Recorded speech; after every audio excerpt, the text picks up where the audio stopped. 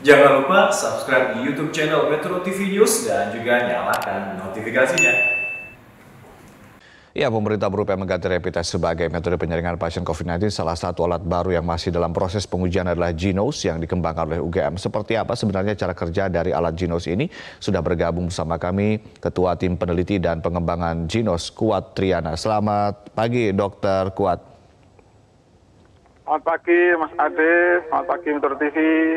Ya, dokter, kami mendengar banyak komentar dan juga banyak yang mempertanyakan terkait Genos ini semenjak perbincangan kita kemarin. Yang ingin saya tanyakan berikutnya adalah terkait dengan bagaimana penelitian Genos ini bisa membuktikan dan juga bisa dipertanggungjawabkan secara ilmiah, dokter. Baik, ini kesempatan yang baik menurut saya untuk memberikan semacam penjelasan lebih baik lagi pada masyarakat, karena informasi yang sekarang berkembang itu menimbulkan banyak sekali sikap-sikap di masyarakat yang sampai ke kami, yaitu sikap skeptis dan juga harapan yang sangat berlebihan, gitu ya. Sehingga saya perlu jelaskan bahwa Genos ini sudah kami selesai lakukan uji profiling atau uji validasi internal di Rumah Sakit Bayangkara Polda DIY dan Rumah Sakit Lapangan Khusus COVID di Kabupaten Bantul. Nah, dengan 615 sampel nafas yang sudah terkonfirmasi dengan PCR, kami mendapatkan dalam tanda kutip akurasi teknis.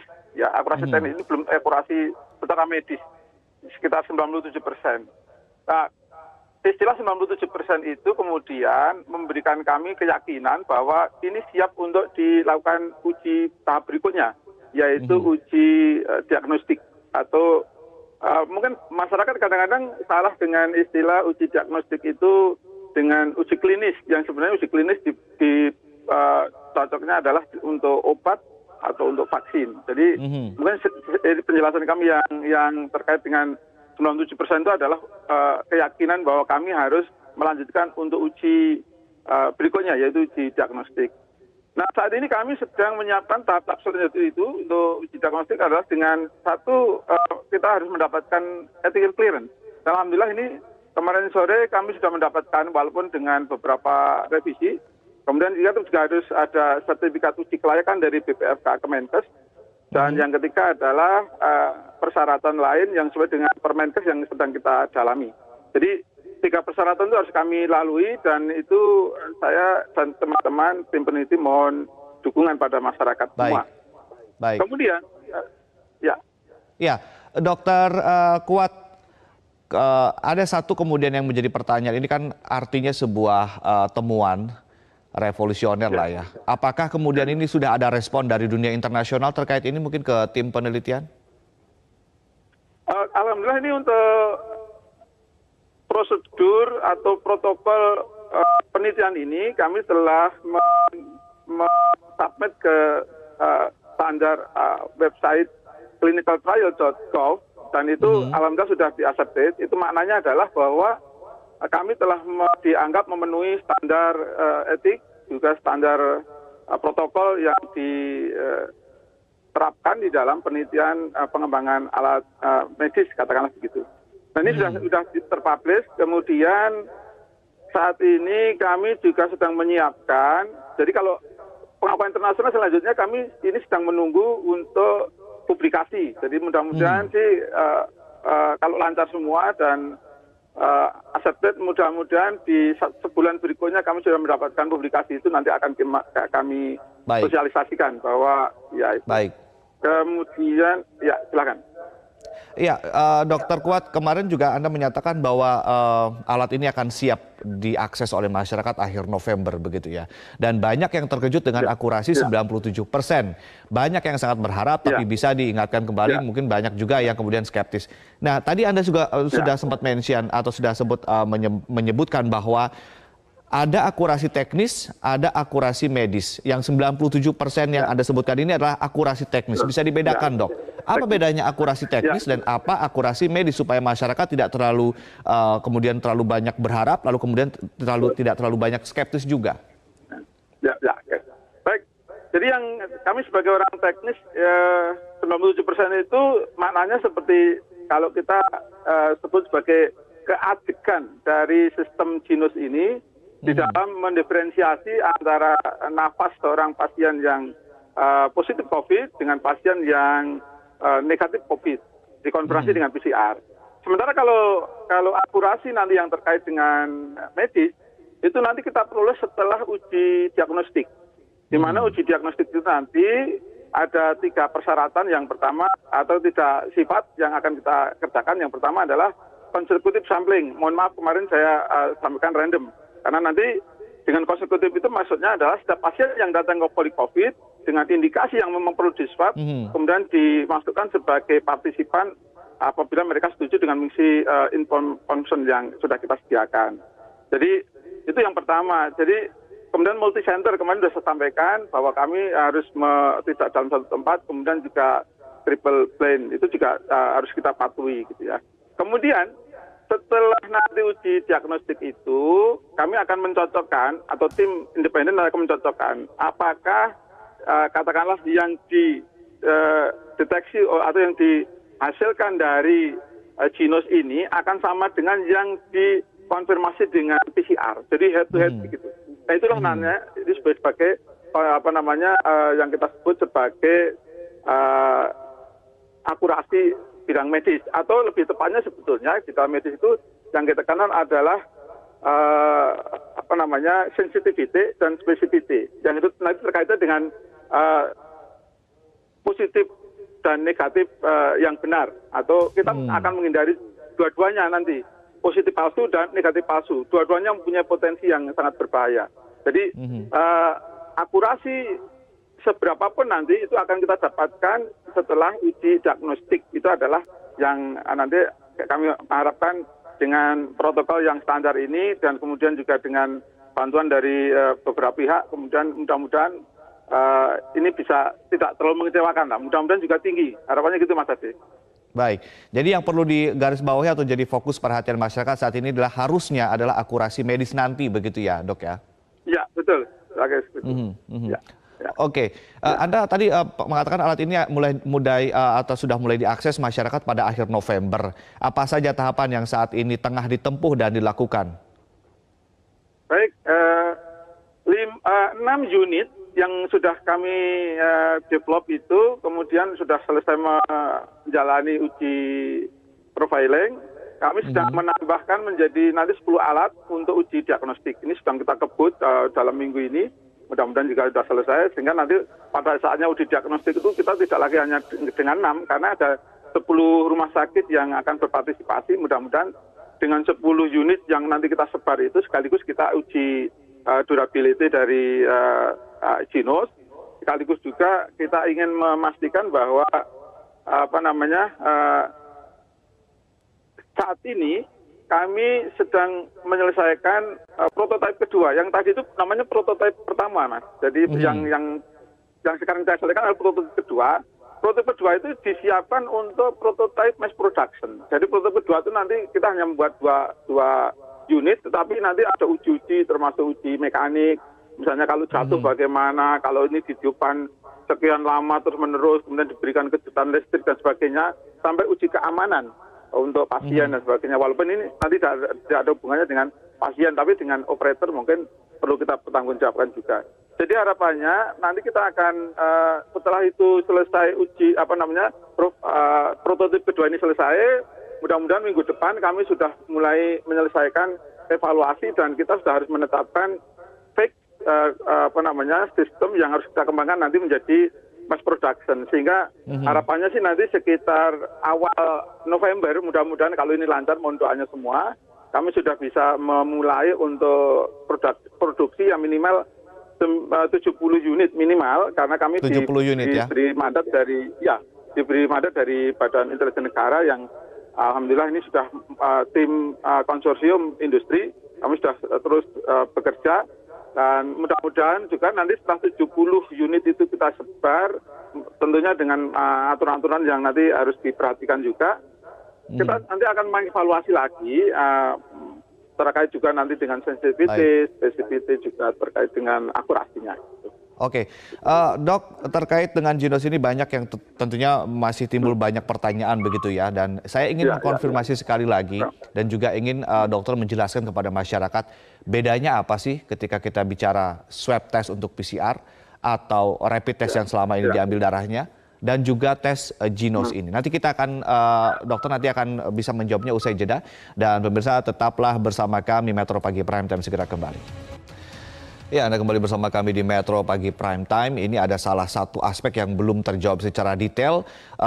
Dokter Kuat, ini kan awalnya alat ini sudah dikembangkan sebelum COVID-19, yakni untuk tuberkulosis atau TBC ya dok ya, dengan menggunakan artificial intelligence.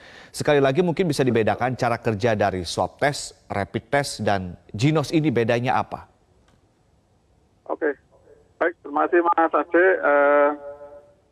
Sebagai pendatang baru untuk alat medis lah gitu ya. Kami mentargetkan di awal ini adalah sebagai alat screening yang pasti akan mempunyai ya dalam tanda kutip mudah-mudahan punya kelebihan. Pertama adalah non-invasif karena hanya dari hembusan nafas, jadi tidak ada yang sakit sama sekali. Meskipun yang sekarang rapid test pun kita harus ditusuk pun kadang-kadang juga sedikit sakit gitu ya. Kalau ini mudah-mudahan karena hanya dengan hembusan nafas dan itu sangat ringan, volumenya juga tidak terlalu besar sehingga tidak perlu energi yang tertentu gitu. Cuman kita memang ada prosedur nanti untuk bagaimana agar ketika mengembuskan nafas itu tidak menjadikan media penularan baru. Karena nanti kan kalau ini dipakai tempat umum, ya itu kan nanti harus harus dengan prosedur tertentu yang nanti mudah-mudahan nanti setelah uji diagnostik akan kami paparkan lagi Mas untuk itu bagaimana prosedur standar keamanan untuk tidak melakukan penularan baru itu. Kemudian yang kedua, karena ini menggunakan machine learning atau juga lebih tepatnya sebenarnya bagian dari artificial intelligence sebetulnya, data-data yang nanti akan kami record selama proses uji coba 1-2 bulan itu di masyarakat dengan 70 unit nanti, ini bisa kami pakai lagi untuk mentraining sehingga dengan semakin banyak data yang kita training, kemungkinan besar itu akan lebih cerdas lagi, lebih tepat lagi sehingga kita optimis secara logika itu akurasinya akan meningkat. Nah, ketika nanti akurasi meningkat, dalam hal ini specificity dan sensitivity juga meningkat, maka mungkin kami bisa menaikkan statusnya walaupun tidak sampai di code standar PCR, tapi setidaknya kita bisa menyampaikan bahwa alat ini layak untuk menjadi alat diagnostik, gitu ya. Kira-kira seperti itu Mas. Jadi harapannya dengan alat diagnostik maka nanti si pasien tidak perlu lagi ketika nanti terkonfirmasi positif oleh alat kami, maka tidak perlu lagi untuk swab dengan PCR. Kemudian sudah otomatis itu kita yakini bahwa itu adalah positif. Itu harapannya.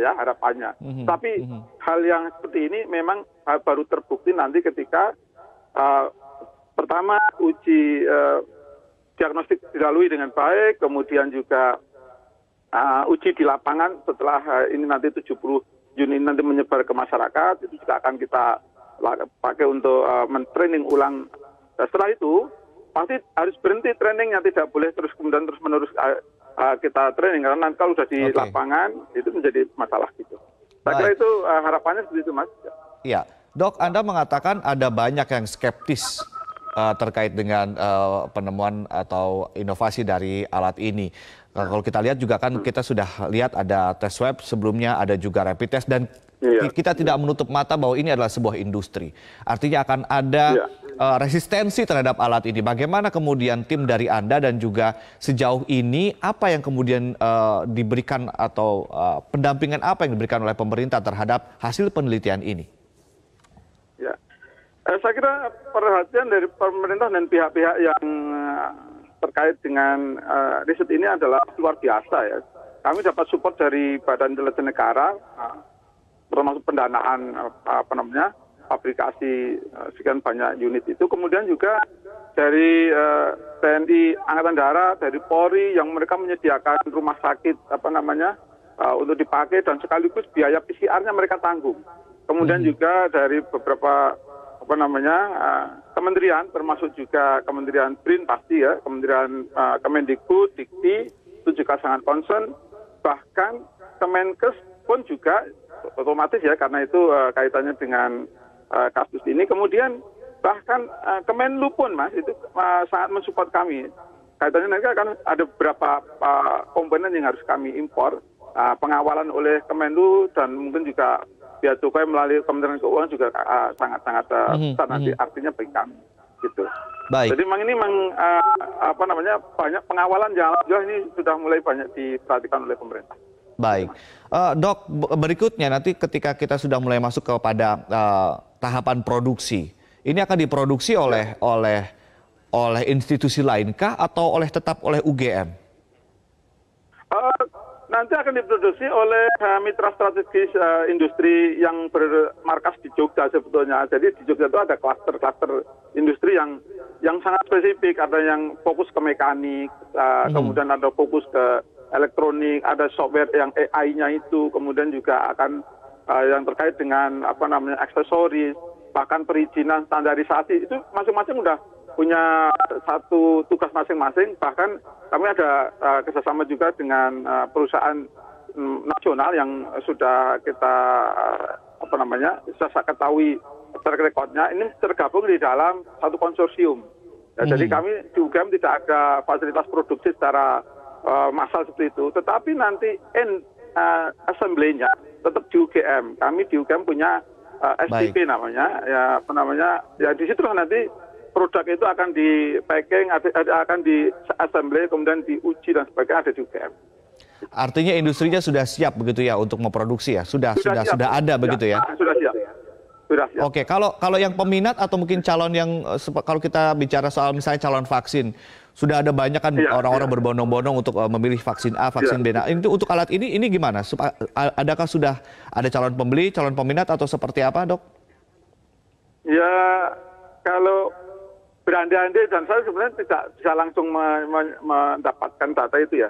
Tapi beberapa institusi yang sudah masuk ke universitas melalui Bapak Wakil Rektor Bidang Kerjasama dan Alumni, beberapa institusi termasuk yang misalnya di Angkasa Pura gitu untuk di bandara, kemudian di di perkantoran seperti PLN dan sebagainya kan mempunyai karyawan yang sangat banyak. Mereka sebenarnya sudah siap untuk PO atau purchase order, tapi kan ini kan harus bersabar sebentar karena langkah-langkah ilmiah pun harus dipertanggungjawabkan. Jangan sampai kita nanti membuat suatu alat yang tidak meyakinkan.